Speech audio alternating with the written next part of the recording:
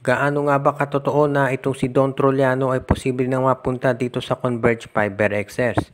Meron kasing mga lumalabas na balita ngayon na itong San Miguel Beer daw ay magkakaroon ng matinding revamp dahil hindi masaya management sa performance ng kanilang lineup. Alam naman natin na ang San Miguel ay palaging under pressure yan na manalo dahil nga sa laki ng ginagastos ng management dito sa kanilang roster. At mukhang ayon doon sa mga reports, iyan nga ang plano ngayon ng management na kunin na itong si Don Troliano mula dito sa San Miguel. Ang tanong naman dyan ay kung sino kaya kapalit. Well, nandiyan si Brian Santos, pwedeng ibigay ng Converge Fiber Xers yan.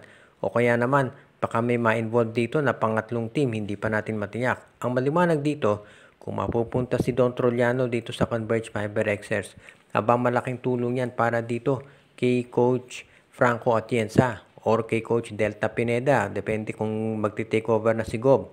Ngayon, ang maliwanag dito, alam na natin kung ano ang kayang gawin nito si Don Troliano. Bago pa yan mapunta sa San Miguel, nakita na natin sa NLEX Road Warriors kung paano ito mag-deliver ng puntos at ng depensa. Kaya sigurado na babagay talaga ito dito sa lineup nitong Converge Fiber Xers. Magiging great asset ito para dito sa kanila. Kaya sigurado na magiging maganda yan para sa kanilang roster. Ngayon, syempre magkakatalo yan dito nga sa magiging kapalit. Pero kung ang hihilingin ng San Miguel ay itong si Brian Santos, sa tingin ng karamihan papayag na itong Converge Fiber XS, lalo na at alam natin kung ano ang kayang gawin nitong si Don Troliano para dito sa kanila, sa opensa man o sa depensa. Kaya sigurado na magiging maganda to para dito sa Converge Fiber XS ngayon dahil alam natin nagpapalakas sila ng lineup. Kung sakali nga na makuha yan ng Converge, maganda to para sa kanila at sigurado na magiging isa na sila dito sa magiging top na title contenders ngayon dito sa PBA pag natuloy ang nabanggit na trade. At napag-uusapan yung mga trade, ito nga bang Terra Firma na huling conference na to dito sa PBA ay gagawa pa ng trade, makakasama ang Magnolia. Mayroong mga lumalabas kasing reports ayon sa mga insiders na baka ang Magnolia interesado na makuha ditong si Mark Nonoy, yung point guard ng Terra Firma na nagpapakitang gilas na dito sa kanilang roster. Sa ngayon kasi ang Magnolia, ang balita, gustong pabatain yung kanilang lineup at yan ang dahilan kung bakit nga kinokonsidera nila na makuha na itong si Mark Nonoy.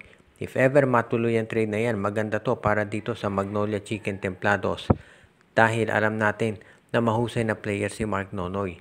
Ngayon, kung Terra Firma naman ay mag-trade dito sa Magnolia, asahan natin na hindi dyan to matatapos. Pagkakaroon pa ng iba pang player movements itong Terra Firma Jeep.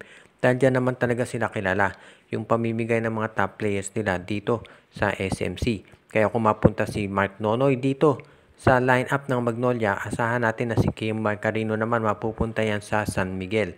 Lahat daw ito pinag-aaralang mabuti ng management at gusto nila siguraduhin na if ever na magkaroon ng mga trades ay matatapos kaagad ito dahil gusto siguraduhin itong Terra Firma na sabihin nga natin masettle lahat ng kanilang dapat gawin dito sa SMC sa lalo't madaling panahon.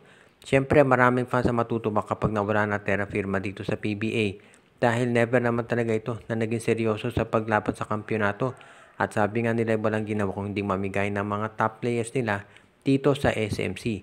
Ang wish na lang ng mga fans na sa susunod na itong team na bibili dito sa Terra Firma, itong Star Horse Shipping Line, ay maging totoong team naman at wag na yung basta mamimigay na lamang ng mga top players katulad ng ginagawa nitong Terra Firma Jeep. Kaya siguradong good news ito dito sa PBA kapag nagkataon nga at ito ay natuloy na.